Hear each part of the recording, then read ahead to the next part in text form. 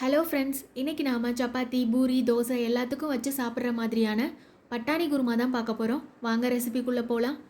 இதுக்கு முதல்ல நீங்கள் கடாயை சூடு பண்ணிக்கோங்க. கடாய் சூடானதும் இதில் 2 டேபிள் ஸ்பூன் எண்ணெய் விட்டுக்கோங்க. எண்ணெய் நல்லா சூடானதும் இதில் 1/2 டீஸ்பூன் ஜீரகம் சேர்த்துக்கோங்க. ஜீரகம் நல்லா பொரியட்டும். ஜீரகம் நல்லா பொரிஞ்சோடனே இதில் 2 ஆனியனை பொடி பொடியாக கட் பண்ணி வச்சுருக்கேன். அதை நாம் இதில் சேர்த்துக்கலாம். ஒரு பச்சை மிளகாவும் சேர்த்துக்கலாம். இப்போ இதை நல்லா வதக்கி எடுத்துக்கலாம்.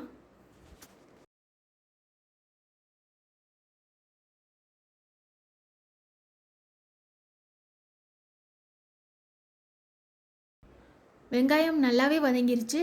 இப்போ 2 டீஸ்பூன் இஞ்சி பூண்டு விழுது சேர்த்துக்கலாம். பச்சை வாசனை போகிற வரைக்கும் இதை நல்லா வதக்கி எடுத்துக்கலாம்.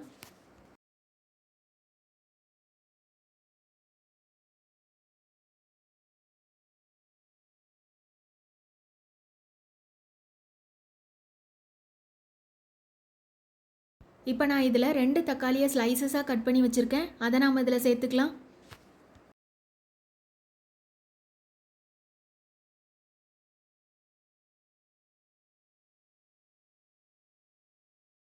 ஒரு டீஸ்பூன் உப்பு சேர்த்துக்கலாம்.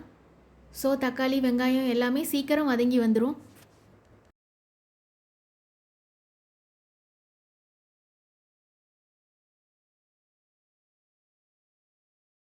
தக்காளி நல்லாவே வதங்கி வந்துருச்சு.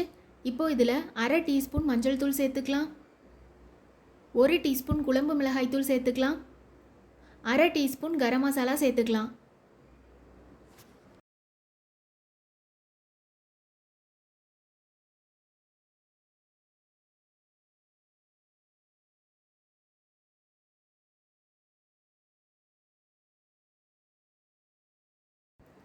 தக்காளி மசாலா எல்லாமே நல்லா மிக்ஸ் ஆகி இந்த மாதிரி பேஸ்ட் மாதிரி வரணும். இப்போ நாம் இதில் பட்டாணியை சேர்த்துக்கலாம். இந்த பட்டாணியை நான் 8 மணி நேரம் நல்லா ஊற வச்சு 3 விசில் ப்ரெஷர் குக் பண்ணி எடுத்து வச்சுருக்கேன்.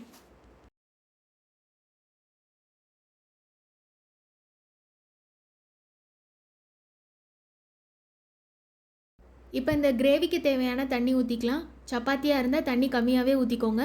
இதுவே தோசை இட்லினா கொஞ்சம் தண்ணி தாராளமாக ஊற்றிக்கோங்க.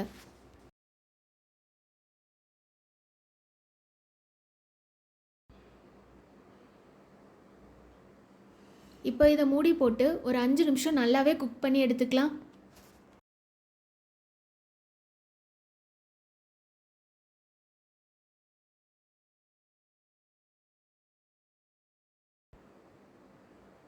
அவ்வளோதான், கிரேவி ரொம்பவே சூப்பராக ரெடி ஆயிடுச்சு.